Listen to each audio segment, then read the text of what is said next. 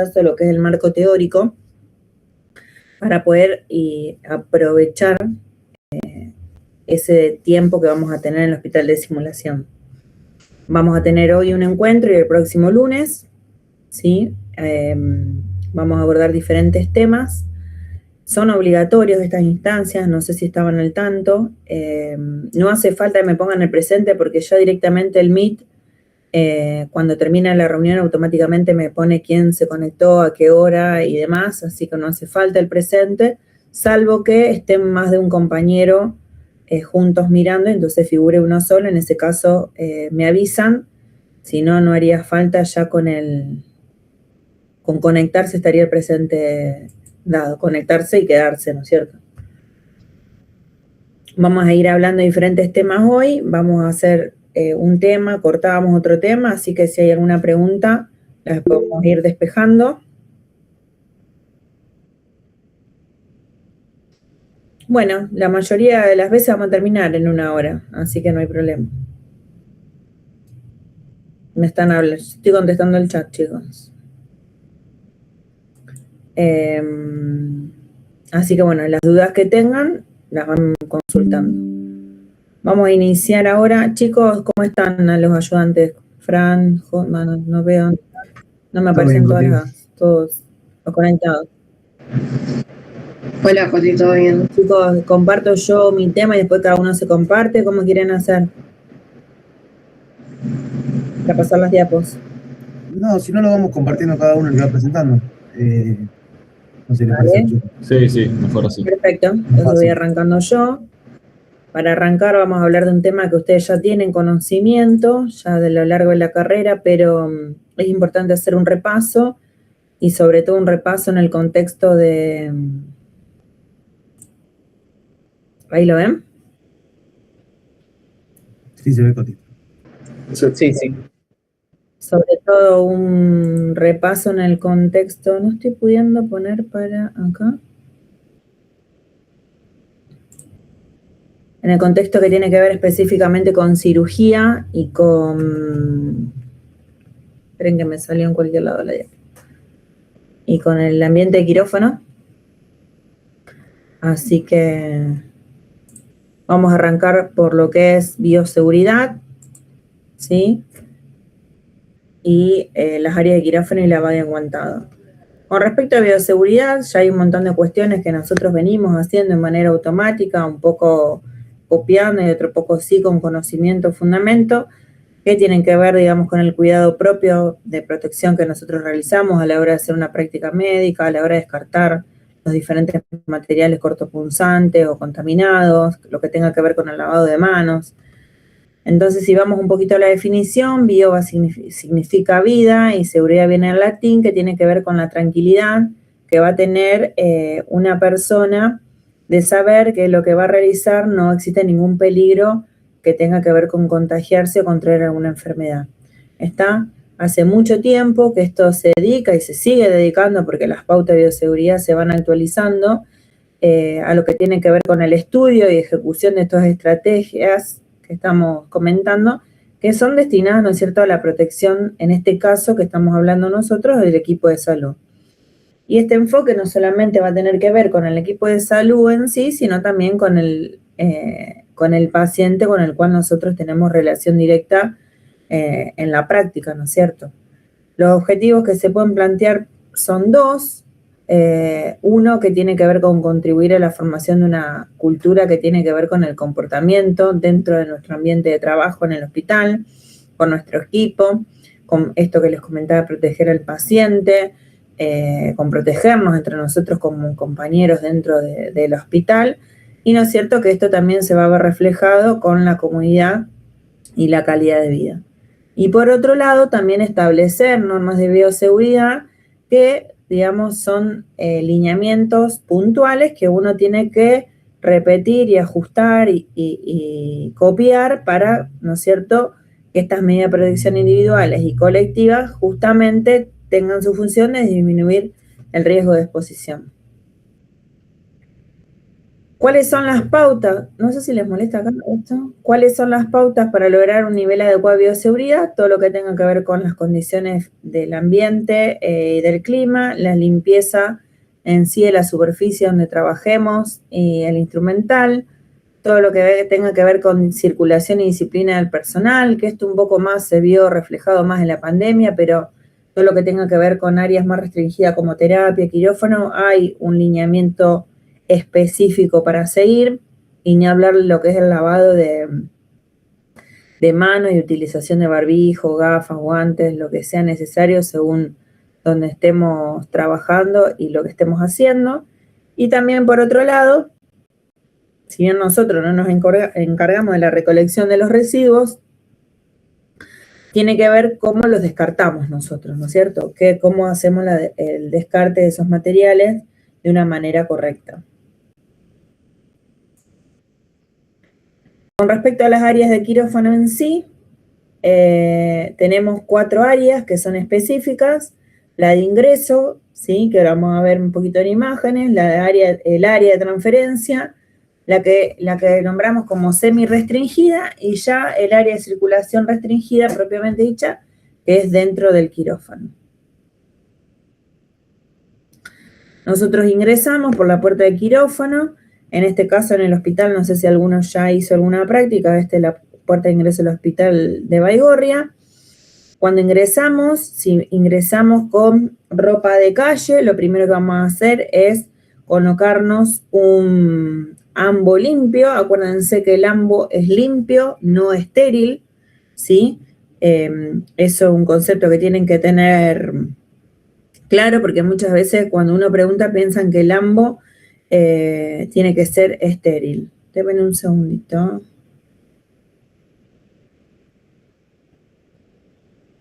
Entonces, llego de la calle, lo primero que hago, me tengo que cambiar la vestimenta. Muchas veces cuando ustedes hacen práctica, si el quirófano no tiene disponible ambo para todo el público, digamos, lo que se pide es que vengan con ropa de calle y ahí se cambian esa ropa y se ponen su ambo lavado en casa. No que vengan en el call, en el taxi, en el auto y con ese mismo ambo que ando por la calle me meto al quirófano. Ya con cambiarme el ambo, que lo haya lavado en casa, está bien. Después, el material que nos vamos a colocar es una gorra. Nos vamos a cubrir los pies. Muchas veces ustedes van a ver que hay personal que trabaja específicamente en quirófano que se coloca calzado tipo Crocs así, pero son exclusivamente para estar dentro del quirófano. Si yo tengo un calzado que vengo en la calle, lo que hago es ponerme las botitas de protección, ¿sí? Que me aísla y también me protege, ¿no es cierto?, de todo lo que sea secreciones. Por otro lado, las cofias, que también van a ver que muchas personas usan cofia de tela, que las tienen guardadas en sus lockers, en sus casilleros ahí en quirófano, o si no, tenemos las descartables. Cuando coloco la cofia, siempre tiene que estar el pelo por dentro, sobre todo las mujeres, que muchas veces uno puede encontrar que para no arruinarse el flequillo, dejan el flequillo fuera, pero no. Si vamos al uso correcto, todo el cabello tiene que estar por dentro de la cofia. Después nos vamos a colocar el barbijo, ¿sí? Sobre todo cuando ya empieza el procedimiento quirúrgico o ya están expuestos los materiales estériles dentro del quirófano. Y yo le hago una pregunta, ¿qué imagen le parece que es la correcta? ¿La derecha o la izquierda? La izquierda. Izquierda. ¿Alguien más? Dos nada más están despiertos, el resto, digamos, estamos... Sí, profe, la izquierda. ¿Y por qué la izquierda y no la derecha? ¿Qué les parece a ustedes? Buena pregunta. ¿Porque le gustó más cómo se ve? No sería porque, digamos, contiene más el barbijo, por la forma en cómo están atados. En realidad, lo que pasa sí es que cuando yo me manejo de esta manera, que me cruzo el barbijo, este borde lateral del barbijo queda más abierto, queda como una luz más abierta. Ustedes saben que el barbijo lo que hace es proteger ese intercambio de microorganismos que tenemos durante la respiración. Entonces, si el objetivo es disminuir o hacer de barrera, yo al tener el barbijo así cruzado, lo que hago es, en cierta forma, que falle esa barrera, porque este borde, no sé si se ve el cursor mío, ¿se ve? Sí. Bien. Sí, se Lo ve. que pasa es eso, que termina habiendo menos protección, ¿sí? Porque queda más abierto al costado. Entonces, esta sería la colocación correcta. Una tira por encima de las orejas y otra por debajo. Después tenemos los barbijos que son con elástico, que depende del lugar, pero generalmente en quirófano no están más en la guardia, en la enfermería. Esos obviamente quedan por detrás de la oreja y no hay opción de colocarlo mal. Pero si yo me tengo que colocar un barbijo con tiritas, la manera correcta es esta. ¿Ven? Lo que les decía, acá queda como muy abierto y no estaría cumpliendo la función 100% como debería. Después tenemos un lugar de paso, que generalmente es el lugar desde donde yo me estoy ya cambiado, a donde ingreso ha cambiado. Yo, del lugar de vestuario al lugar de circulación del pasillo de quirófano, no debería pasar sin haberme colocado el ambo limpio y las botas y la gorra. El barbijo puede que no se lo coloquen, pero pasar al área de circulación de los quirófanos sin barbijo, sin bota y sin cofia, no corresponde, ¿está? Mínimo, para empezar a circular yo tengo que tener el ambo, barbijo, botas y cofia, ¿está? Esto es un área de transferencia que generalmente es el área por donde ingresan los pacientes. No sé si llegan a ver, esta es una puerta que se abre, pero el paciente en realidad lo que hace es ingresar en camilla, la camilla se coloca acá, se traba y se pasa la parte de arriba de la camilla hacia el otro lado. Está como que las ruedas que circulan por el hospital no ingresan al hospital. En el caso de que no esté esta trampa, ¿sí?, donde se hace la transferencia, lo que se hace muchas veces es limpiar las ruedas de la camilla con un líquido desinfectante. Denme un segundito.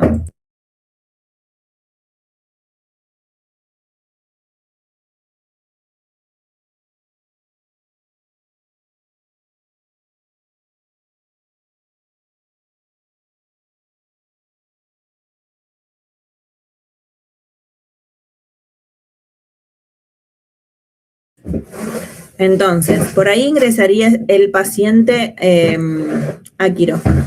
Siempre vamos a tener un lugar también directo de quirófano que va a estar comunicado con lo que es el área de esterilización. En el caso del hospital es esta ventanita, donde dentro del quirófano directamente nos comunicamos con esterilización, por donde ingresa el material para el stock de quirófano, o en el caso de que falte algo durante el procedimiento nos comunicamos por ahí. Después tenemos lo que dijimos, el área semi-restringida, que sería los pasillos de circulación del quirófano. Ustedes verán que acá hay diferentes quirófanos, hay una puerta acá donde sigue habiendo quirófanos, y esto tiene que ver un poco para sectorizar los diferentes procedimientos, de menos limpios a más limpios, ¿sí? Muchas veces, cuanto más alejado está el quirófano de la puerta de ingreso, más limpio lo consideramos, ¿sí?, por una cuestión de circulación y de entrada de microorganismos. Después se van a encontrar un quirófano con un área de recuperación, donde van a encontrar monitores, panel de oxígeno, generalmente es donde va el paciente después de realizar el procedimiento justamente a terminar de recuperarse de la anestesia. Eso depende mucho del paciente, hay veces que recuperan enseguida y a algunos les lleva un ratito más, pero bueno, es un área donde puede ser intermedio entre el ingreso y la salida del procedimiento que va a realizarse el paciente, el office de enfermería, y después tenemos la bacha de lavado que está por fuera del quirófano, ¿sí? ¿Cuál va a ser el área de circulación restringida? Es el quirófano en sí. Los quirófanos, la mayoría, tienen dos lugares de entrada. La puerta principal, que es doble, donde ingresa el paciente con la camilla, y después, como ven acá, muchas veces una puerta lateral donde se circula para entrar y salir el anestesista o la circulante en el caso de que necesiten materiales. Una Una vez que esta puerta se cierra, se lo digo por si no hicieron ninguna práctica, una vez que esta puerta se cierra, no se abre más hasta que no sale el paciente. Así que si ustedes ingresan a ver una práctica en un quirófano, busquen la puerta chiquita, ni se les ocurra abrir la puerta grande porque los van a mirar todo, además de que se van a acordar de toda su familia, ¿sí? Siempre buscan la puerta chiquita lateral. El médico va a tener que cambiarse para hacer el procedimiento quirúrgico y ahí sí viene la ropa estéril.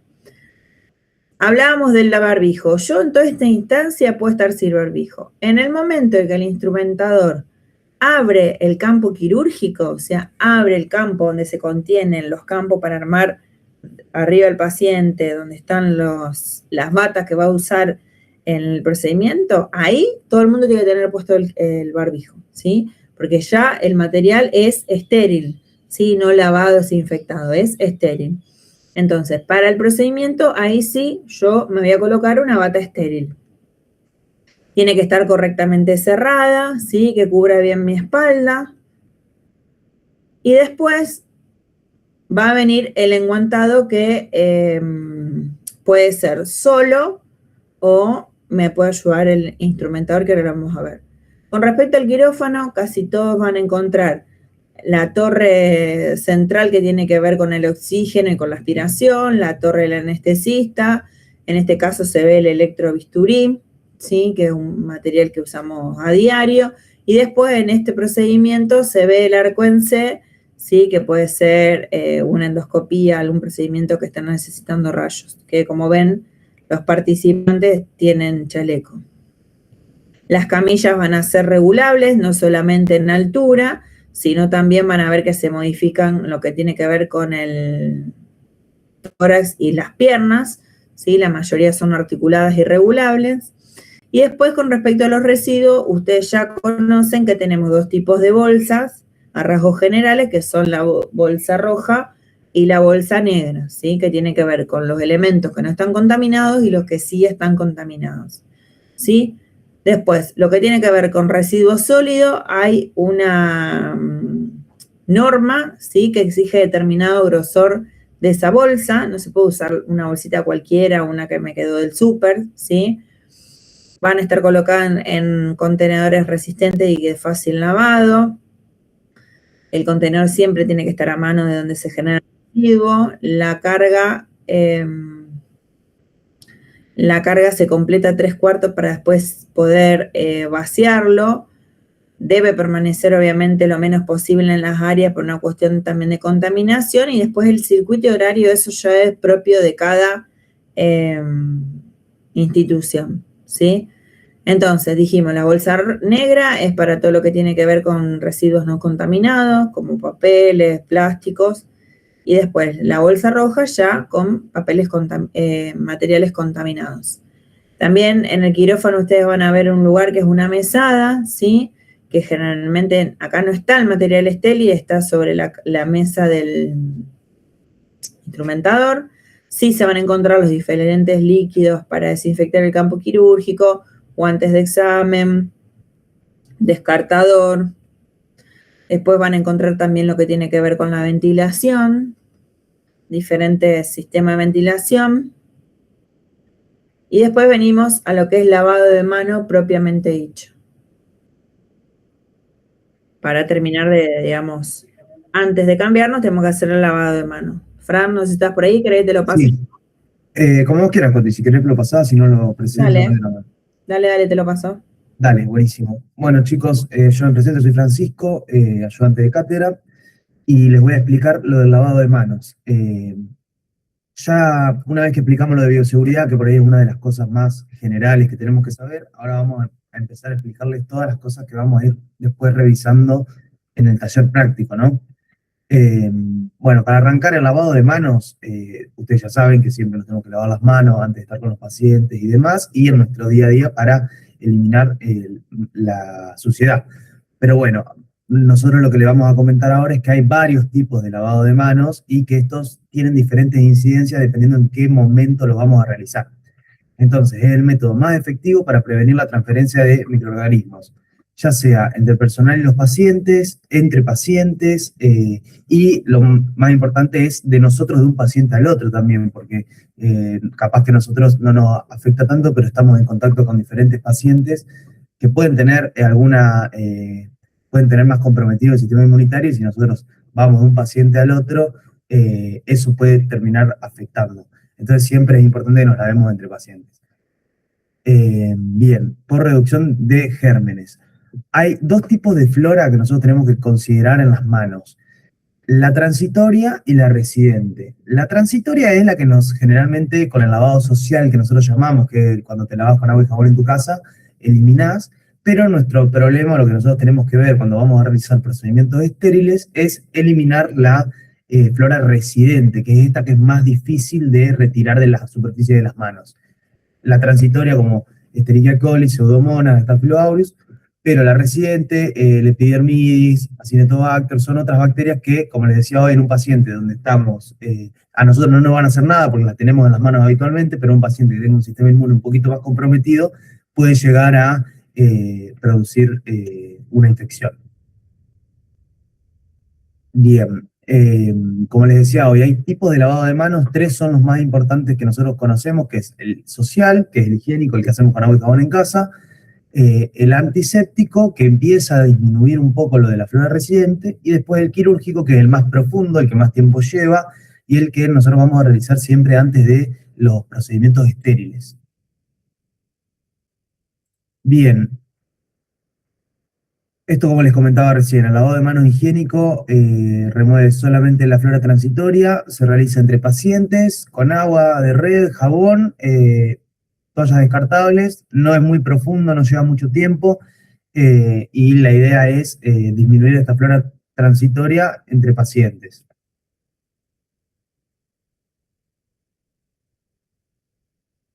Nada, acá los pasos a seguir es mucho más simple, no tiene una metodología como si íbamos a ver que tienen los otros, y es exclusivamente para eliminar la flora transitoria. Después se puede secar mismo con toallas descartables, es lo mejor, que siempre están a disposición, van a ver en todos los hospitales, las guardias, en los lugares donde están cerca de la examinación de los pacientes. Después el antiséptico tiene la particularidad que se realiza con sustancias antisépticas, que van a disminuir también la flora residente. Se hace en pacientes que estén internados en área crítica, que tengan inmunodepresión, y, bueno, por ejemplo, la iodopovidona, la clorhexidina son lo más conocido o lo que más tenemos a disposición. Hay otras sustancias que también se pueden usar, y se intenta después utilizar siempre toallas estériles para no las toallas de papel que vamos a ver en los hospitales, en las guardias, por ejemplo. Tiene que ser un poco más profundo. Entonces, lo más importante que cambia acá es la sustancia, y que luego, en lugar de secarnos con la toalla de papel común, vamos a intentar utilizar una toalla estéril. Muchas veces, si por ahí no tenemos a disposición toallas estériles, lo que hacemos es abrir un paquetito de gasa estéril. Y entonces nos secamos con la gasa. Bien. Por ahí las gasas, después le vamos a explicar, pero bueno, tienen el lado estéril y con eso lo secamos más fácil, las tenemos que abrir antes de hacerlo sin tocarlas, obviamente. Las características que tienen las sustancias antisépticas es que son inertes, no se absorben por la piel, tienen una rápida reducción de la flora, una acción residual, y es lo más importante para el hospital en general, que sean bajo costo, que sean accesibles, que esté fundamentado su uso, y, por ejemplo, por el bajo costo, las características que tiene, mucho de lo que usamos generalmente es el alcohol. Es muy conocido, o es lo más disponible. Como decíamos recién, los alcoholes, el etílico, la iodopovidona también siempre está muy disponible. No, eso nomás para que los conozcan. Acá hay otros ejemplos también, pero por ahí son más raros de ver.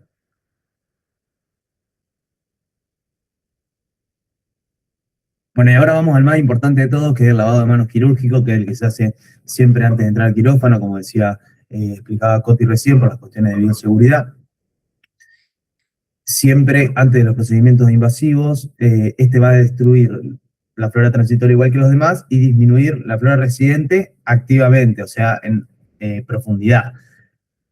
Nosotros, pasa Coti si querés, nosotros cuando hacemos este lavado es cuando estamos por hacer un procedimiento. Entonces hay varias características que se tienen que cumplir. Primero que tenemos que utilizar las manos sin ningún accesorio, sin anillos, sin suciedad. O sea, si nosotros tenemos las manos sucias, por ejemplo, tenemos que hacer antes otro tipo de lavado para después hacer el lavado quirúrgico.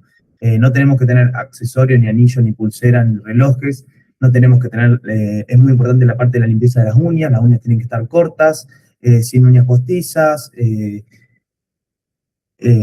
para poder, vamos después a explicar cómo es el cepillado. Y lo que quería ejemplificar es que nosotros si tenemos la mano sucia, entonces nos vamos a hacer el lavado social primero para después hacer el lavado quirúrgico. Bien. Las características que tienen los lugares, ahora vamos a ver en las fotos, es que siempre se puede accionar el agua de una manera que no tengamos que tocarlo, generalmente es con la canilla o con la célula fotoeléctrica, para que es como un sensor, para que lo entendamos, para que nosotros podamos abrir y cerrar la canilla, digamos, sin tener que tocar con las manos que acabamos de esterilizar. Entonces, se hace los pasos que estamos viendo en pantalla, se va a aplicar la solución, se hace un triple cepillado, secado, y bueno, después el enguantado y desenguantado. Es muy importante que ustedes conozcan que esta es la posición, si me ven en la cámara, que tienen que usar con las manos durante el lavado, para que el agua cuando corra siempre hacia los codos, y cualquier resto de suciedad que pueda estar arrastrado, sea arrastrado hacia abajo, siempre lejos de los dedos y las manos, que es lo que vamos a utilizar con lo que vamos a manipular todos los objetos de la cirugía. Bueno, vean las manos libres de accesorios, sin anillos, sin relojes, nada de eso. Vamos a comenzar siempre, esto es importante por las uñas, vamos a hacer un cepillado si está disponible. Vamos a ver, vamos a realizar el cepillado 3 veces. Luego nosotros vamos a ir viendo que el lavado se va haciendo, como les explicaba recién, de forma que va corriendo hacia abajo. Acá ven cómo está en el quirófano, en el hospital. Ven, la posición es muy importante porque esto va a hacer siempre que el agua escurra hacia abajo, hacia los codos.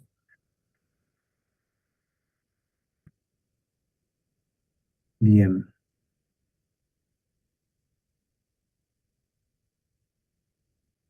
Ven, por ejemplo, si ven ahí en esa foto que estaba recién, el dispenser que está de la solución para el lavado se activa de esa manera para que nosotros no tengamos que tocarlo con las manos. Justamente podemos accionarlo o con el brazo o con la punta del codo para no contaminarnos.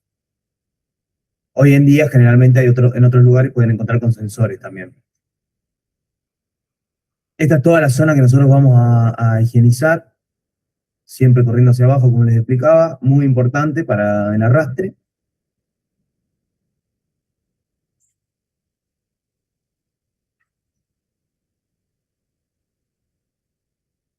Entonces, el cepillado se va a producir en 3 etapas, donde cada vez vamos a ocuparnos más exclusivamente de la parte de la mano. Primero lo vamos a hacer completo, después se va a hacer desde esta región hacia arriba, o sea, desde aquí hacia abajo, pero llegando solamente hasta acá, y por último, solamente hasta las muñecas. Entonces, de esta manera nos vamos a asegurar que la mano es la zona más higienizada. Entonces, son 3 etapas distintas del lavado. Luego el secado, ustedes van a ver si participan en alguna cirugía, que el cirujano capaz que llega directamente con las manos hacia arriba, así, entra a la cirugía, le dan las gasas estériles, se seca, y recién ahí procedemos al enguantado. Siempre se tiene que secar con gasas estériles. Y se seca primero las manos, después la zona del antebrazo y se descarta la toalla. Ven, acá está el instrumentador quirúrgico que ya está estéril, entregándole las gasas o las toallas estériles al cirujano. Bien, y ahora vamos a proceder al enguantado. El enguantado hay 2 maneras de realizarlo. Nosotros lo podemos realizar asistidos por el instrumentador o, que es lo más frecuente en una cirugía, por ejemplo. Y si nos encontramos solos, ahora les vamos a explicar después también, y es lo que vamos a practicar durante el taller, que es lo más útil para, por ejemplo, un proceso de sutura, en una guardia, ocasiones que estamos más solos. El enguantado, cuando lo hace el instrumentador, es mucho más sencillo porque nos va a abrir bien el guante para que nosotros podamos meter la mano directamente y que el calce sea casi óptimo. Entonces, nosotros introducimos la mano y nos ayudamos siempre agarrando del lado de adentro. Y una vez que tenemos un guante puesto, vamos a introducir la otra mano en el otro guante y nos vamos a agarrar la parte de afuera. Porque nosotros tenemos que entender que los guantes tienen dos lados, el lado sucio y el lado limpio. El lado sucio es el que está en contacto con nuestra mano, y el lado limpio es el que va a estar en contacto con todo lo demás, por fuera. Entonces, cuando nosotros tenemos una mano sin ninguna mano con guante, vamos a tocar siempre del lado sucio. Y cuando ya tenemos un guante colocado, vamos a asistirnos con esa mano desde el lado limpio. Todo esto son medidas para minimizar los riesgos de contaminación, siempre. Bien. Ven que ahí está agarrando el guante estéril, pero desde el lado sucio, si se fijan.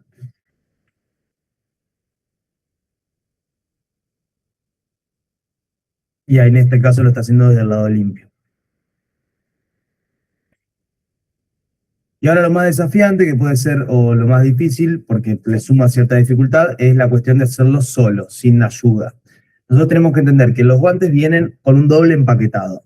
Primero el empaquetado de afuera, que está completamente sucio, porque es de circulación general, y cuando lo abrimos tenemos que entender que esto está estéril. Este sobrecito donde están los guantes puestos está esterilizado de ambos lados. Ahora bien, nosotros lo podemos tomar por el lado de afuera, lo importante es que nunca entremos en contacto con las manos con el lado de adentro, que es el que viene en contacto con los guantes. Entonces, nosotros, esto viene predoblado 2 veces, nosotros lo vamos a desdoblar y agarrando bien de los bordes de afuera lo vamos a estirar para poder acceder a los guantes. Bueno, así es como viene cuando lo abrimos y, a ver, ahora cuando lo desdobla, ven, tocándolo siempre desde los bordes, bien de afuera, para que quede, podemos acceder a los guantes. Los guantes, si se fijan, vienen ya predoblados también, porque nosotros así podemos acceder directamente al lado sucio. Y esto es lo que nos va a ayudar a nosotros a calzárnoslo.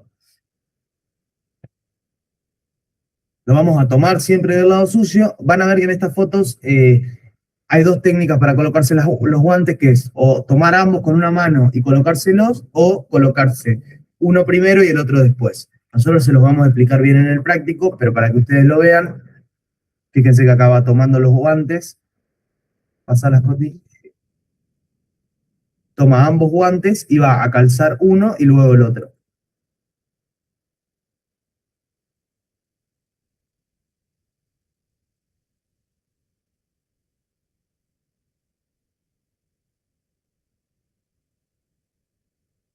Como les decíamos hoy, nosotros, esto es por ahí, esta forma es un poco para gente que tiene más práctica. Si no hay otra forma, que es tomando uno desde el lado sucio con las manos, colocándolo, y después con esta mano, con el guante ya colocado, agarrando el otro del lado estéril o del lado limpio y colocarse el otro también. Como les digo, se los vamos a explicar bien en el taller para que ustedes lo puedan entender. ¿Y en esta foto cuál es el error? Está tocando el lado sucio con el lado... Ah, vos no me contestes, Francisco. Y bueno. Agarraste el otro lado. ¿Cuál es el error, chicos, acá? Que la pusimos a propósito esta. Es el error que siempre pasa más frecuentemente en la técnica. Está tocando con la mano que ya está calzada, ya está estéril, la parte de afuera que tocaría la mano. Claro, el dedo pulgar. Siempre nuestro enemigo en el segundo guante es el dedo pulgar que se quiere meter. Entonces, siempre dedo pulgar para arriba y con lo único que me manejo son con los otros 4 dedos por debajo de este pliegue, ¿no es cierto? El dedo pulgar generalmente es el que me arruina la técnica al principio. Por eso hay que prestarle más atención. En este caso, lo ideal sería solamente con el índice y el mayor, por ejemplo, poner la mano por el pliegue, tocando solamente el lado limpio para poder terminar de estirar el guante.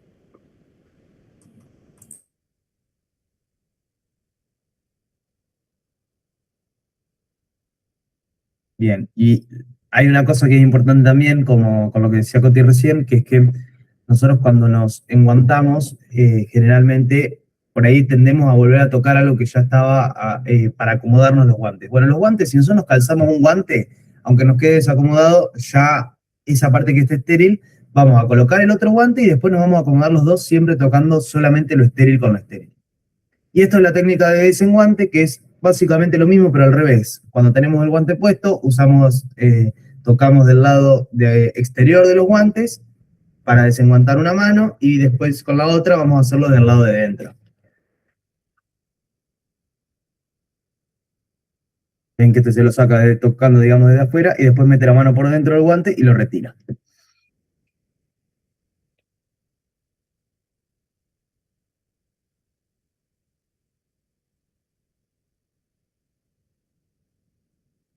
Bueno, eso fue lo de lavado y desenguantado. No sé quién sigue de los chicos.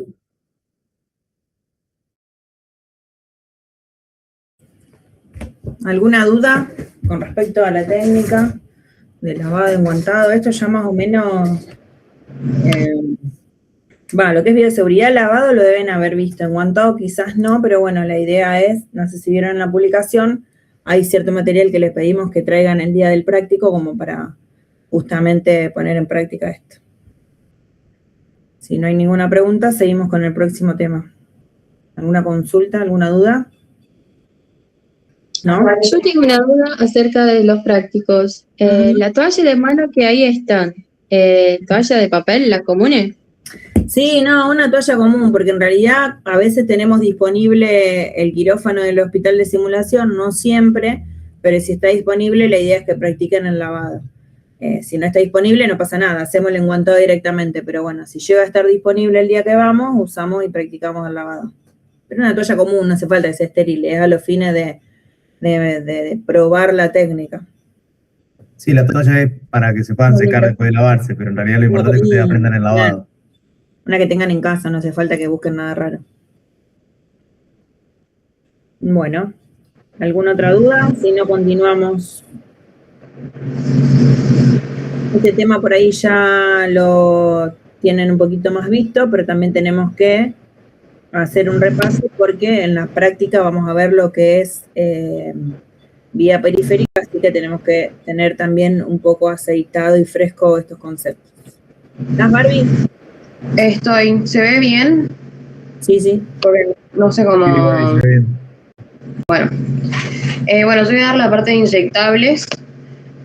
Cuando vamos a colocar un inyectable, estamos colocando un fármaco, entonces tenemos que tener en cuenta la absorción, y esto va a denotar la rapidez con la que el fármaco sale de su sitio de administración y el grado en que lo hace. La absorción puede estar modificada por diferentes factores que van a modificar la farmacocinética, que puede ser la solubilidad, que es independiente del sitio de absorción, la concentración, la circulación en el sitio de absorción y el área de superficie de absorción. Y después otro factor que tenemos que tener en cuenta es la biodisponibilidad, que la biodisponibilidad es el grado o la velocidad en la que un fármaco llega a un sitio de acción o a un líquido biológico desde el cual tiene acceso. Y vamos a seleccionar las vías de administración según la anatomía, teniendo en cuenta los factores anatómicos, fisiológicos y patológicos del paciente, y esto va a también influir en la biodisponibilidad. Las vías de administración que conocemos son enteral, que sería la vía oral, o parenteral, en la cual tenemos una vía de administración intramuscular, subcutánea, endovenosa o intradérmica. La vía intramuscular es la que usamos más frecuentemente. La ventaja es que es rápida para soluciones acuosas, es útil para volúmenes moderados, oleosos y algunos irritantes, es independiente del estado clínico del paciente y tiene una absorción más completa. Y la desventaja es que podemos tener un riesgo de infección en la zona, riesgo de lesión de vasos, nervios y huesos. No puede utilizarse durante tratamiento con anticoagulantes porque esto podría generar un sangrado y que puede complicar la valoración de la enzima de la CPK. Siempre que vamos a hacer un procedimiento vamos a tener todos los materiales a mano. Para hacer una vía intramuscular vamos a tener una jeringa de 10 mililitros, una aguja de 40 por 8 para soluciones acuosas o de 50 por 8 para soluciones oleosas, torundas de algodón, alcohol y medicamentos a administrar. Siempre vamos a agarrar 2 agujas porque con una vamos a sacar el fármaco de la ampolla y esa después se va a descartar, y con la otra aguja nueva vamos a hacer la inyección. Dentro de los materiales, la jeringa de inyección esterilizada en el paquete, las partes de la jeringa que tenemos el cilindro o tubo, que es donde vamos a cuantificar el fármaco que vamos a utilizar. Luego tenemos el émbolo, que tiene en su punta como no me sale la palabra, de goma, que hace como que se ¿cómo se dice, Coti? Que se genere, que sea hermético. Que haga vacío. Que haga vacío y que sea hermético. Claro. Bueno, los tipos de jeringas que tenemos de diferentes tamaños, de 20 mililitros, de 10, de 5 y de 1 mililitro. Los tipos de agujas que tenemos, las intramuscular, la subdérmica y la intradérmica. Y bueno, y después las ampollas de medicación, que vienen de una dosis, o sea, de una única dosis, o frascos multidosis. Para hacer un inyectable no es necesario utilizar guantes estériles, podemos utilizar los guantes comunes, los no estériles. Siempre nos vamos a colocar el guante, vamos a abrir la jeringa, todos los elementos que vamos a tener siempre tienen unas solapitas arriba que son por donde vamos a abrirlos. Apertura del envase de la aguja para cargar la medicación. Hacemos la antisepsia del cuello de la ampolla y abrimos la medicación.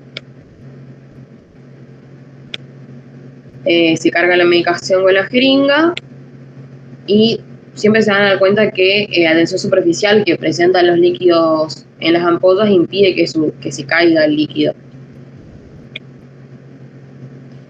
Cuando usamos un frasco multidosis también hacemos una antisepsia de la boca del frasco. Y cuando vamos a colocar, o sea, cuando vamos a sacar fármaco multidosis, vamos a aspirar el volumen de aire que queremos que sea el volumen de la medicación y luego inyectamos el volumen de aire del frasco multidosis y aspiramos el volumen de la medicación previsto. Siempre que terminamos de sacar la medicación, se sacan las burbujas de aire y se ajusta la dosis que vamos a utilizar y se descarta la aguja en el descartador y se coloca la aguja nueva, sin retirar la vaina primero. Bueno, después tenemos los lugares donde vamos a colocar la inyección. Podemos hacerlo en la región glútea, dorso glútea o ventrolateral glútea, en la región deltoide o en la región anterior del muslo. La que más utilizamos siempre es la región dorso glútea, que bueno, vamos a dividir el glúteo en 4 cuadrantes y la línea horizontal la vamos a tener en el extremo superior del pliegue interglúteo y la línea vertical en la mitad del glúteo. Y la inyección se pone en el cuadrante superexterno. La región glútea la vamos a dividir, o sea, la ventrolateral glútea se divide con ambos dedos, con el dedo índice y el dedo medio, se coloca en la espina ilíaca anterosuperior y el dedo medio en la cara ilíaca, en la cresta ilíaca. Y la inyección se coloca en el ángulo que se forma entre los dedos. Y en la región deltoidea se lo divide por la línea horizontal, la vamos a marcar en la parte central y más gruesa del músculo deltoides, y la línea vertical en el medio del músculo, y la inyección se hace en la intersección de ambas líneas. En la región anterior del muslo es en la inyección en la mitad externa de la cara anterior. Con la mano hábil vamos a sostener la jeringa y con la mano no hábil vamos a sostener la posición, el tejido de la posición. Con el dedo índice y pulgar aseguramos el tejido. Introducimos la aguja perpendicular a la piel en un ángulo de 90 grados. Aspiramos antes de inyectar para ver si estamos en un vaso, o sea que no venga sangre. Y si no viene sangre, inyectamos lentamente la solución farmacológica. Luego retiramos rápidamente la aguja y con la torunda de algodón que teníamos anterior hacemos una presión en el sitio de inyección. Bueno, la vía subcutánea, los materiales que vamos a tener, la jeringa va a ser más pequeña, una jeringa de 1 mililitro y la aguja también de bisel corto, torundas de algodón, alcohol y el medicamento a administrar. Acá con el dedo índice y el pulgar vamos a hacer un pliegue en la piel y vamos a introducir la aguja en un ángulo de entre 30 y 60 grados, con el bisel para arriba. Y la vía intradérmica, también utilizamos jeringas de 1 mililitro, una aguja de 13×4, torondos de algodón, alcohol, el medicamento, y con el dedo índice y pulgar vamos a estirar la piel y vamos a mantener la aguja casi paralela e introducir todo el bisel hacia arriba. Y bueno, eso fue todo lo de inyectables. ¿Tienen alguna duda?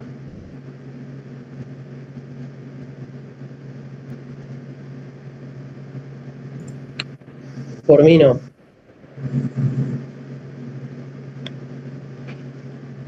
Bueno, yo ahora comparto.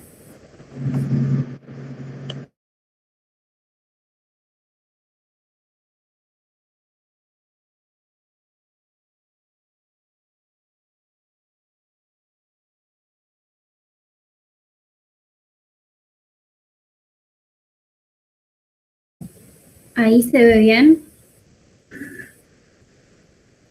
Sí, Vir, se ve bien. Perfecto.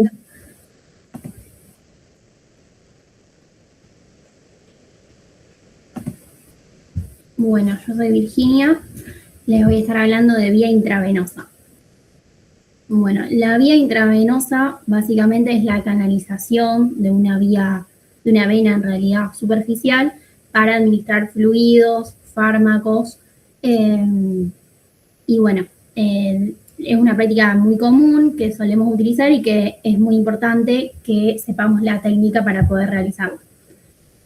Dentro de las ventajas que tenemos de esta vía es que se evita la absorción enteral que tendría la vía oral, de que la concentración va a ser más exacta y más rápida. Y que... Ahí no se cambia la diapo.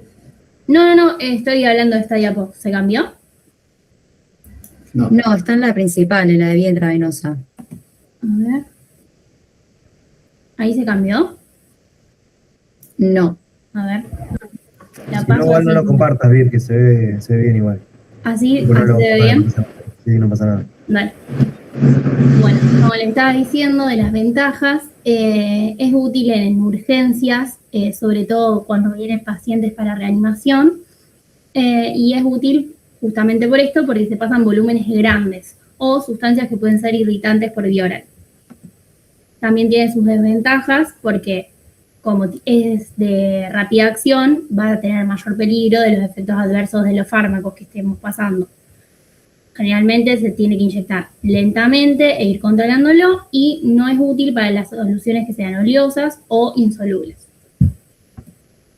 Bueno, los materiales que necesitamos o que vienen para hacerla son los catéteres de teflón, que son los que conocemos como Avocat, y también los dispositivos tipo Butterfly, que se usan más en pediatría más que nada, que son estos que, no sé si tienen el cursor, que son los que son como mariposas. Estos son los Avocat y estos los Butterfly. Bueno, después de los Avocat tenemos distintos tipos, distintas medidas.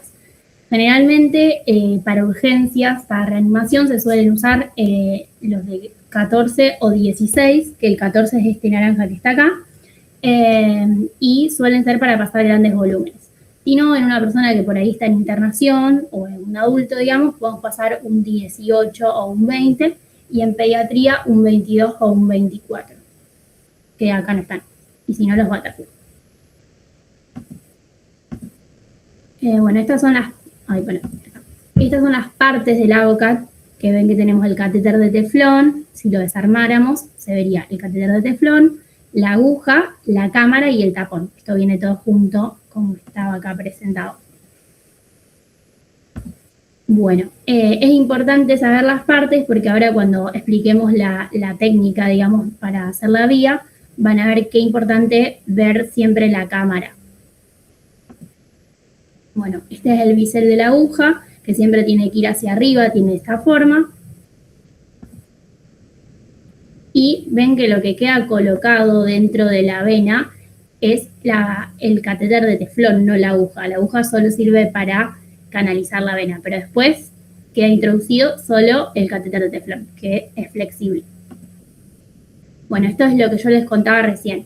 Esta es la forma de tomar el Avocat con el pulgar y el índice, y siempre permitiendo que se vea la cámara, que era esto que yo les mostraba recién, que es transparente, para cuando nosotros hacemos la técnica, yo ahora lo voy a explicar y lo voy a resaltar de nuevo, ver cuando viene la sangre y saber que estamos dentro de la vena.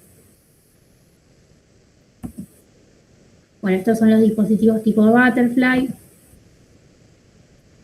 o la aguja, la aleta, la tubuladora y el adaptador. Estos más que nada se usan en pediatría, nosotros no lo usamos mucho.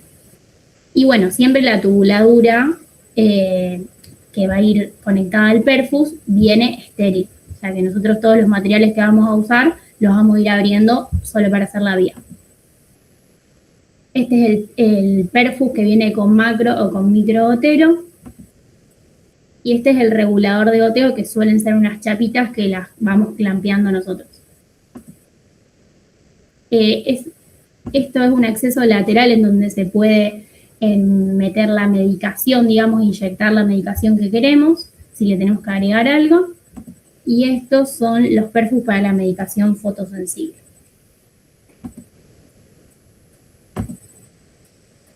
Bueno, este es la solución que vamos a perfundir, viene con un apirofusor, que es esto que está acá abajo, que nosotros a eso es lo que vamos a conectar la tubuladura. Ahora se lo voy a mostrar. Entonces, los materiales que vamos a necesitar es la solución, que viene con el apirofusor, la tijera, una gasa, una solución iodada para hacer de antisepsia. Primero vamos generalmente a purgar todo lo que vamos a usar de la vía y luego vamos a ir estrictamente a punzar, digamos, la vena. Siempre igual, en el sitio de venopunción se puede utilizar cualquier vena superficial o venas centrales, pero nosotros tratamos de que siempre sean las más distales. Ustedes acuérdense que siempre vamos a usar las del dorso de la mano primera, después las del antebrazo y luego las del pliegue antecubital.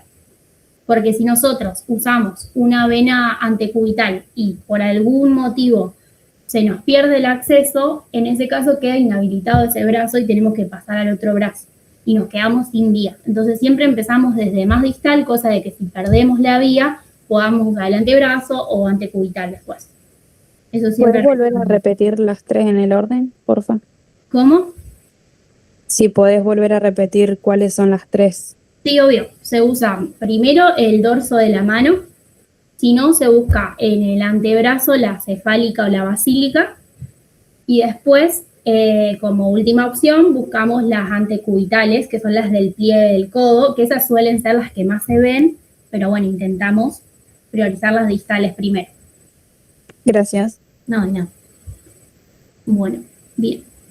Una vez que vemos la vena que queremos elegir, vemos las venas del paciente, porque convengamos que no todos van a venir de la misma manera. Un paciente tiene muy buenas venas y hay algunos que vienen deshidratados, chocados o simplemente tiene malas venas y no es tan fácil encontrarle un acceso.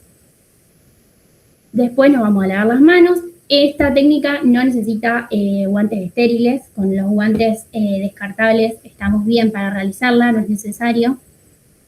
Y vamos a buscar todos los materiales que necesitamos, que son los que conté antes. Entonces vamos a agarrar la solución, le vamos a hacer antisepsia al pico del apirofusor, que era ese piquito que les mostraba antes, y una vez que hago asepsia, corto el pico del apirofusor. Una vez que lo corto, si lo necesito, porque no es solo una hidratación, le cargo medicamentos, que pueden ser analgésicos o antibióticos, depende de lo que necesite el paciente. Si no, simplemente lo hidratamos. Después abrimos el envase del perfus, sacamos la vaina protectora del extremo proximal del perfus y eso va a ser lo que vamos a conectar o adaptar al perfus, al sachet, que era a lo que cortábamos el apirofusor. Entonces, una vez adaptado ahí, está conectado, tenemos que purgarlo. Que purgar significa que salga el líquido por el otro extremo. Nosotros vamos apretando y va a salir el líquido por la punta de la tubuladura. Eso es necesario porque si nosotros se lo conectamos al paciente sin haberlo purgado, podemos meter aire dentro de la vena y generarle una embolia. Y que siempre primero purgamos el perfus, dejamos todo hecho y ahí vamos a punzar. Una vez purgado el sistema, cerramos totalmente el paso, clampeando la chapita. Que es esta, ¿ven? Una vez que el perfus está clampeado, ahí sí, vamos al brazo del paciente que habíamos elegido, que dijimos que tenía buenas venas o que le dimos un acceso, y ahí vamos a proceder a hacer la técnica. Lo que yo les decía es que si agarramos en distal en el dorso o elegimos en el antebrazo, vamos a colocar el torniquete 5 a 10 centímetros más o menos de donde nosotros queremos pinchar.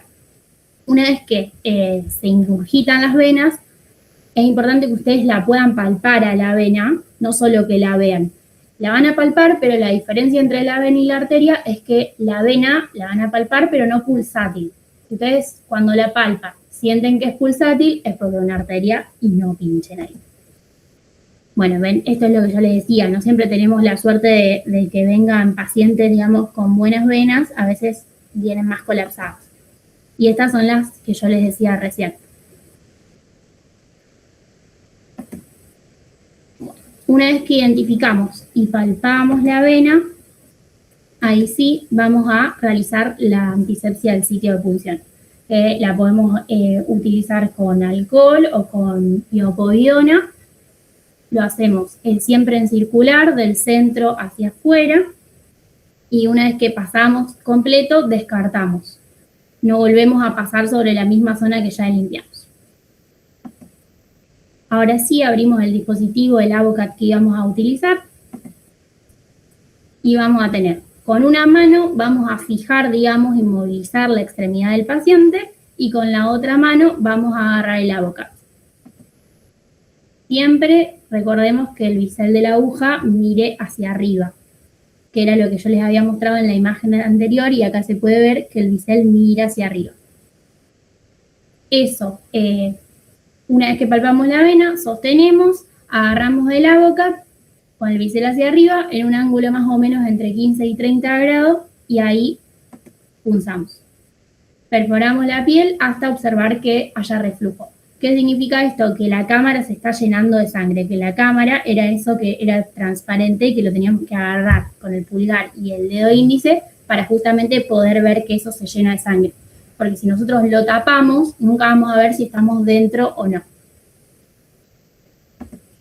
Bueno, una vez que nosotros vemos que hay reflujo, o sea que está viniendo la sangre y se está llenando la cámara, ahí disminuimos el ángulo, que nosotros estábamos en 15-30 grados, disminuimos el ángulo un poco y avanzamos 5 milímetros más. Pero lo que va a avanzar va a ser el catéter de teflón, no la aguja. Entonces, una vez que disminuimos el ángulo, fijamos con esa mano la aguja y con la otra vamos a avanzar el teflón. ¿Ven? Fijamos la aguja con una mano y deslizamos el catéter con la otra, porque como les expliqué antes, lo que va a ingresar dentro de la vena y lo que va a quedar es el teflón, no la aguja. Así que una vez que ya ingresamos, tuvimos reflujo, avanzamos solo el catéter. Acá siempre manteniendo la aguja fija. Después, una vez que ya vino sangre y logramos hacer todo el procedimiento, tenemos que retirar el lazo. Y una vez que retiremos el lazo, van a ver que va a empezar a venir sangre por el catéter una vez que extraemos la aguja.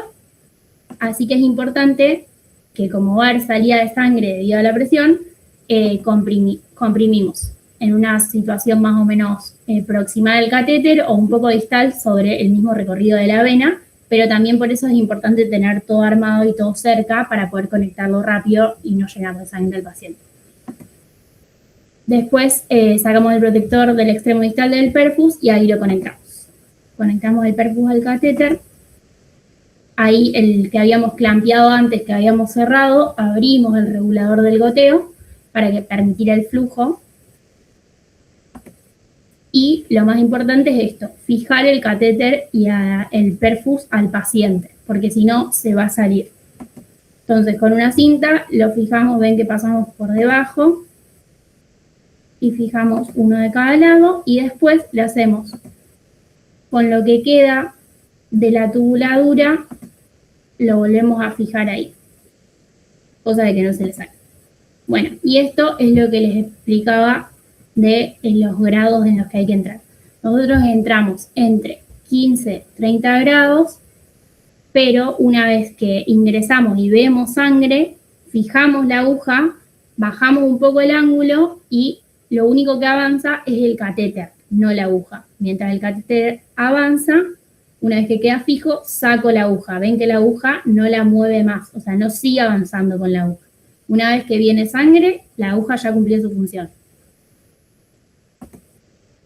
Bueno, este es lo mismo con el butterfly. Una vez que está, ahí funciona, hay reflujo, disminuye el ángulo y progresa. Y conectar.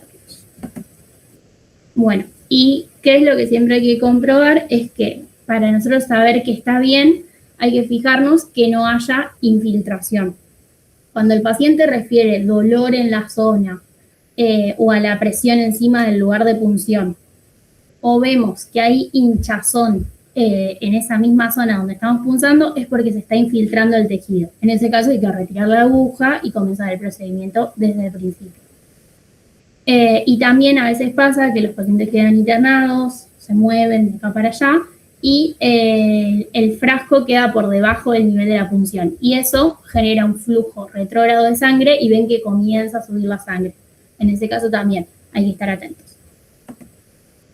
Bueno, ahí invertimos la posición del sachet, presionás varias veces la cámara del perfus y ahí evita el reflujo. Bueno, después lo que yo les explicaba es que venían con macro o con micro gotero. Lo que se hace es calcular la velocidad de goteo y regular el flujo que le vamos a pasar al paciente. Como regla general, el cálculo de velocidad de goteo se suele usar, que usamos el número de sachet, que tomamos el de 500 mililitros, a pasar en 24 horas por 7, eso te va a dar la cantidad de gotas por minutos que le vas a pasar al paciente. Entonces, vos haces, por ejemplo, no sé, le vas a pasar 3.000 mililitros en 24 horas, haces 3.000 mililitros, serían 6, si no me equivoco, a pasar en 24 horas por 7 te dan 42 gotas por minuto. Si nosotros usáramos un microgotero, hago esas gotas por 3. O sea, lo que me dio por 3, porque una gota, una macrogota, equivale a 3 microgotas. Pero como regla general, y lo que más usa es el macrogotero, es siempre el número de sachet a pasar en 24 horas por 7, igual las gotas por minutos que le van a pasar al paciente. Bueno, y acá está el ejemplo, sí. Y esto, si nosotros lo pasamos a un microgotero, que lo que yo decía es 42 macrogotas por minuto por 3, que eran la equivalencia del macro al microgotero, son 126 microgotas por minuto. Bueno, esto es la bomba de infusión continua que se puede usar para, sobre todo cuando vamos a usar medicación que tiene que ser estrictamente reglada. Esto es un sensor de goteo y el regulador de goteo de la bomba. Y bueno, después, las complicaciones que puede tener una vía intravenosa están las locales como las sistémicas. Las locales, lo que puede pasar es que haya un hematoma, sobre todo cuando atravesamos la vena, si no tenemos mucha cancha en el tema o hacemos esto de seguir progresando la aguja, en vez de progresar solo el catéter, a veces pasa que atravesamos la vena y generamos hematoma. Y dentro de las venosas pueden ser flebitis o trombosis o tromboflebitis. Lo que no dije que es muy importante es que si yo pruebo 2 veces y no puedo realizar la vía periférica, es importante ahí en ese caso llamar a otra persona que por ahí tenga más experiencia para que lo haga. O sea, como máximo son 2 intentos generalmente en el mismo lugar también. Y bueno, y las sistémicas, las complicaciones sistémicas son la septicemia, que eso también es importante en la antisepsia que decíamos, la embolización por ruptura del catéter, la embolia gaseosa, que eso también es prevenible en lo que decíamos de purgar el perfus, y el shock anafiláctico, sobre todo si se le pasa medicación a la cual es alérgica. Bueno, y después los factores relacionados a las complicaciones locales son el estado de la vena, la técnica, que es lo que recalcábamos recién, los factores mecánicos relacionados con el tamaño de la aguja según la vena y la fijación deficiente, y la duración de la venoclisis, la edad y la enfermedad del paciente y la solución a administrar, sobre todo el pH del componente que vamos a pasar. Generalmente una vía se suele recambiar entre 72 y 96 horas, se van recambiando. Y no mucho más. ¿Quedó alguna duda? ¿Alguna duda? Perdón, ¿Algo que quieran preguntar? ¿podés explicar de nuevo lo de purgar el perfus? Justo Sí, me perdí ahí. No pasa nada, ahí vuelvo y lo muestro.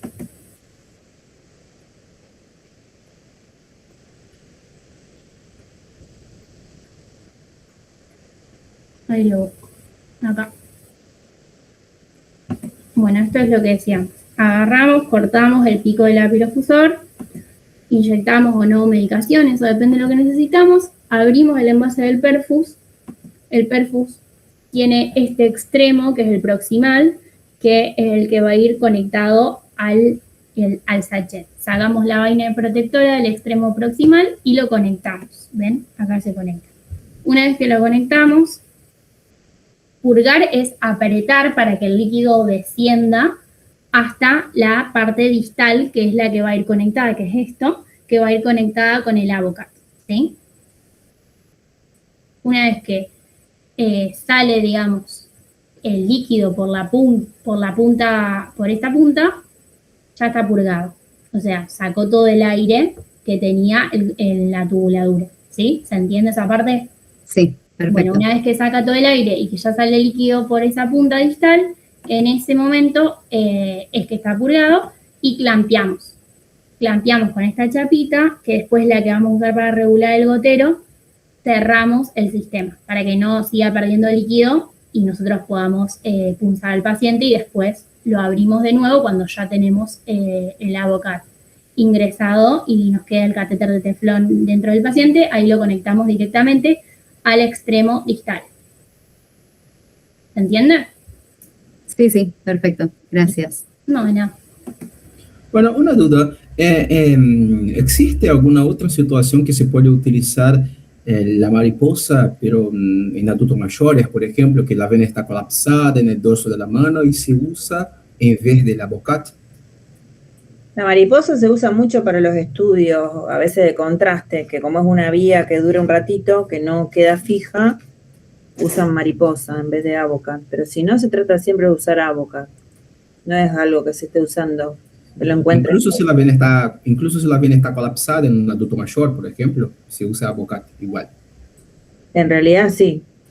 Te digo, mariposa se usa algunas veces más, incluso en pediatría, pero si no, es un material que prácticamente no lo vas a encontrar en todos lados. Ah, vale. Gracias, profe. Bueno, ¿alguna otra duda? ¿No? Si no hay duda, pasamos con el último tema, ¿les parece? O yo ya, o yo. Sí, profe. Sí, profe. Ándale, ahí está. Ahí.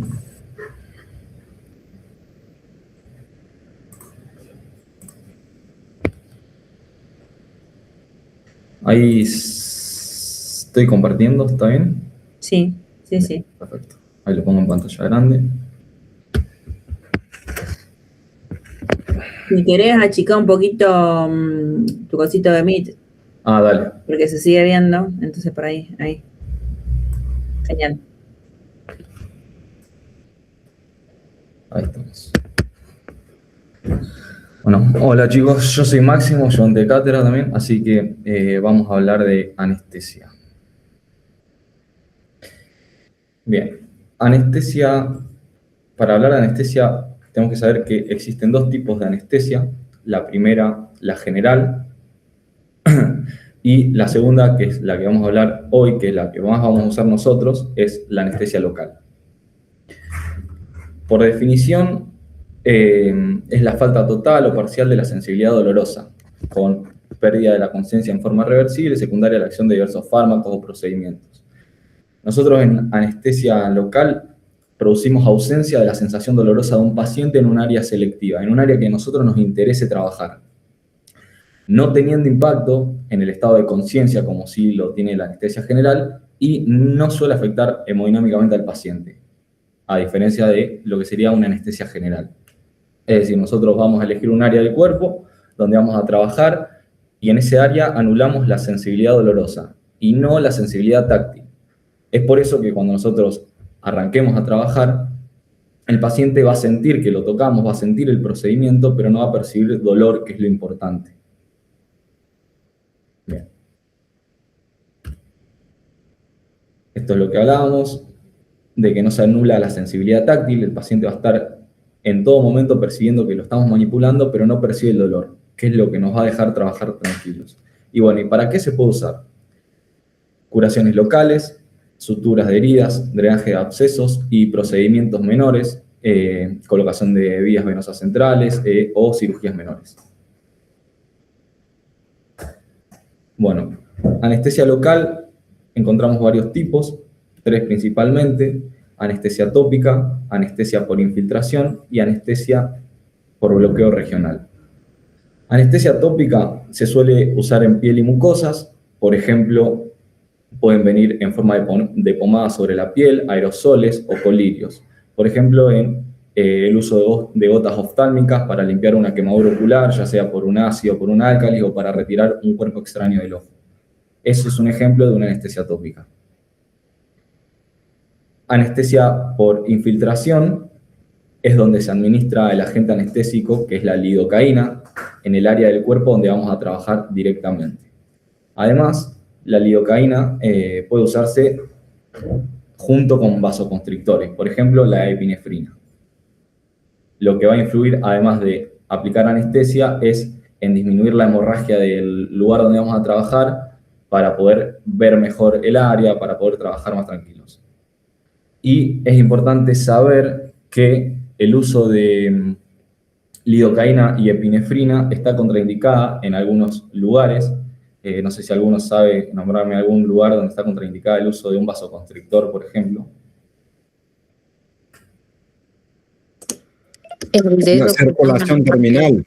Bien, en zonas de circulación terminal. Zonas de circulación terminal que acá tenemos... no, perdón, me estoy pasando. Bueno, dedos, nariz, lóbulo de la oreja, en el glande del pene o en el clítoris en caso de la mujer. Son zonas donde no podemos usar un vasoconstrictor. Y... Perdón. ¿Se puede ocultar este mensaje porque justo queda en la parte de abajo de la diapo? Dale.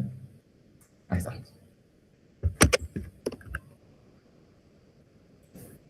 ¿Para qué?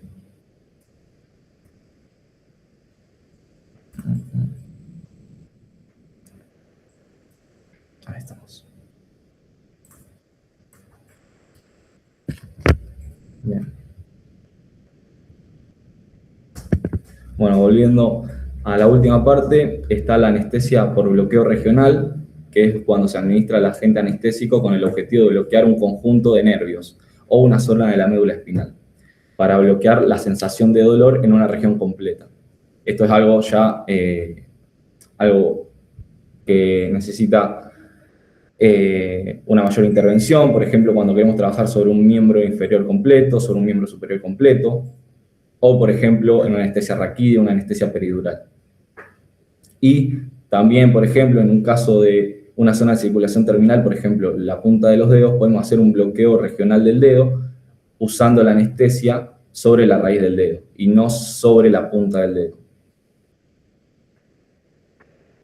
Bien, y sobre la anestesia por infiltración, si bien la técnica la vamos a charlar en el taller, vamos a dar un par de pasos como para que tengan una noción de cómo se trabaja en este caso.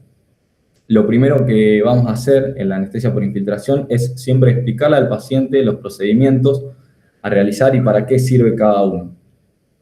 Para dejarlo tranquilo y para ya entablar una relación con el paciente, ya que vamos a trabajar con él. Vamos a hacer una asepsia de la piel y vamos a armar un campo estéril donde vamos a trabajar, que siempre lo más importante en un procedimiento es mantener la esterilidad y es lo más difícil y lo van a ver cuando lo hagan y lo practiquen. Siempre lo más importante y lo más difícil es mantener la esterilidad.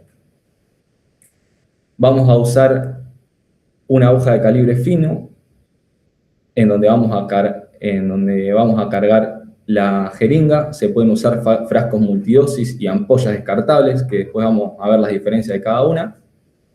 Pero básicamente se carga con una aguja intramuscular, que es una aguja larga, y se descarta esa aguja, ya sea porque pierde el filo o porque en caso de usar un frasco multidosis, el frasco multidosis es un frasco que se usa muchas veces, entonces eso corre el riesgo de que la aguja se contamine, entonces se descarta completamente.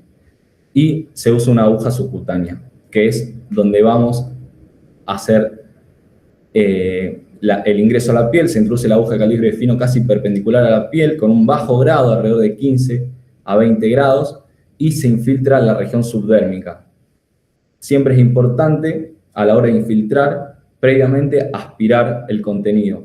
¿Y eso por qué? Porque tenemos que siempre tener cuidado de estar en el tejido subdérmico y no estar dentro de un vaso sanguíneo, porque en el caso de que nosotros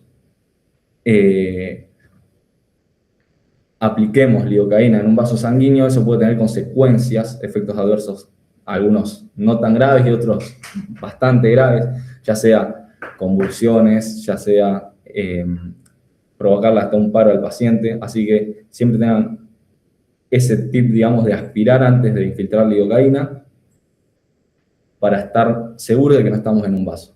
Y siempre infiltrar la lidocaína retirando la aguja para dejar el agente en todo el recorrido y no solo en una parte. Y siempre ingresamos por un extremo de la herida, por ejemplo, en este caso, por acá, donde estoy señalando, y a la hora de infiltrar no retiramos completamente la aguja, sino que redireccionamos la aguja hacia el otro lado de la herida. Y eso es para no romper la piel en tantos ingresos, digamos, no lesionarla. Y una vez lo hacemos de un lado, lo volvemos a repetir del otro lado. Eso también depende del tamaño de la herida y de los tiempos que vamos a necesitar para que el paciente tenga anestesiado, digamos, la herida, ya sea una herida muy grande, por ahí lo vamos a hacer en 2 tiempos. Si es una herida muy chica, lo hacemos todo en un tiempo y eso nos va a dejar el tiempo necesario para poder suturarla. Y bueno, y en caso de necesitar llegar a un tejido muscular que es más profundo, la aguja subcutánea en ese caso no nos serviría, así que tendríamos que reemplazarla por una aguja intramuscular. Pero eso no suele ser necesario siempre porque las suturas suelen ser superficiales, ya que sea involucrado el tejido muscular, por ahí eso es algo más que puede manejar un cirujano y no nosotros. Bueno, acá estamos con las formas de presentación de la lidocaína, en frascos multidosis o ampollas de descarte. Que básicamente las diferencias son que el frasco multidosis es multiusos, es decir, nosotros lo vamos a usar y va a quedar para usar por alrededor de 20 días, 30 días, eso según el frasco, y la ampolla de descarte se usa una vez y se tira en el lugar que corresponde. La ampolla descartable solamente tiene lidocaína, eso es importante saberlo, no tiene contraindicaciones de uso en cuanto a vía de administración, y en cambio el frasco multidosis, además de la lidocaína, tiene conservantes antimicrobianos, que es lo que le permite evitar el crecimiento bacteriano. Y eso es lo que produce que lo podamos volver a usar.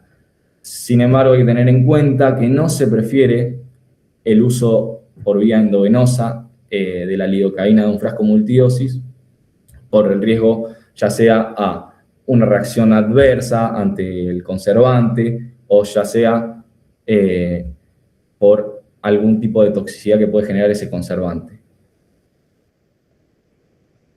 Y esto es un poco del mecanismo de acción de la lidocaína que estabiliza las membranas celulares impidiendo el flujo de sodio al interior celular.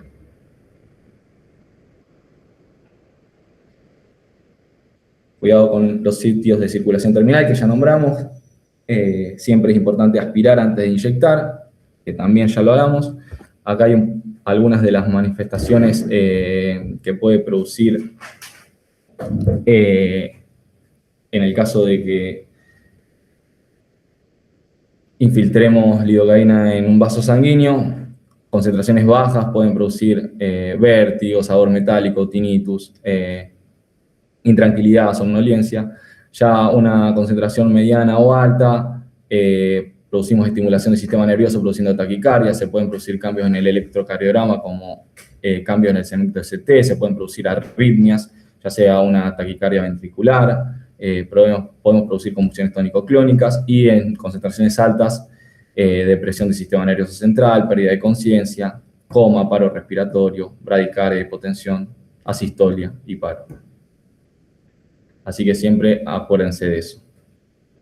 Bueno, en base a la presentación tenemos dos tipos de presentación aparte del envase, que es el frasco multidosis y la ampolla. Viene lidocaína al 1% o lidocaína al 2%. La lidocaína al 1% tiene una concentración de 10 miligramos por mililitro y la lidocaína al 2% el doble, 20 miligramos por mililitro. Siempre tengan en cuenta que lo que más vamos a usar nosotros es una ampolla de descarte, suelen ser de lidocaína al 2% y suelen tener alrededor de 3 mililitros la ampolla, 2 a 3 mililitros. Y siempre tengan en cuenta una dosis máxima de lidocaína en cuanto a su uso. Un adulto de 70 kilos no vamos a usar más de 10 a 15 mililitros. O en caso de querer calcularlo con miligramos por kilo, 5 miligramos kilo es una dosis máxima de lidocaína al 2%.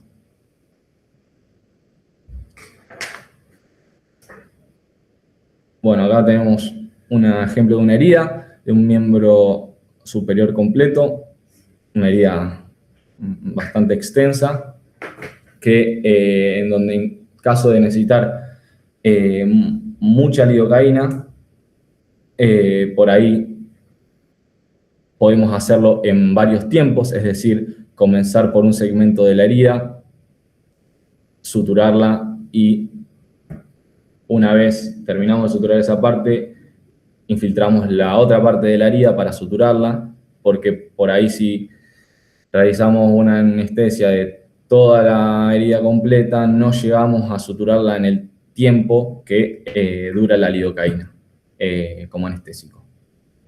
O también se puede optar por un bloqueo regional, en este caso por una herida tan grande. Bueno, la anestesia por infiltración, como dijimos, en un grado de 30 grados, o sea, no es tan acentuado el ángulo que vamos a usar. Siempre ingresar por un borde de la herida y acuérdense en lo posible de ingresar y una vez nosotros aspiramos para asegurarnos que no estamos en un vaso, infiltramos en todo el recorrido retirando la aguja, no retirarla completamente y redireccionarla para no ingresar nuevamente en la piel, para no lesionar la piel tantas veces. Fíjense, ahí están los movimientos en cuanto al sentido de la redirección de la aguja para la infiltración. Y bueno, y este es un ejemplo, digamos, de un ángulo un poco ya más a casi 70 grados, 80 grados, para llegar a un tejido más profundo, con una aguja que en este caso necesitaríamos algún otro tipo de aguja. Así que nada, no sé si tienen alguna duda, quieren que explique algo otra vez.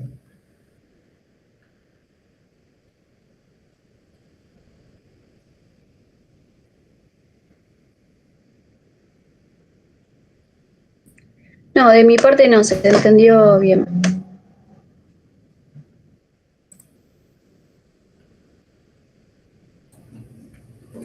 Bueno, chicos, ninguna duda hasta acá. La próxima clase vamos a seguir con heridas, sutura, sonda vesical. Así que nos vemos el lunes próximo. Y después Vero, no sé si publicó, pero va a estar publicando cuáles son los prácticos, los días y horarios. Van a ser por... Una pregunta, ¿los prácticos son con ustedes o con el tutor? Con nosotros. Ah, bueno. Una consulta, ¿van a pasar los powers de hoy o no? En realidad después le podemos pasar un cuadernillo que está todo el material.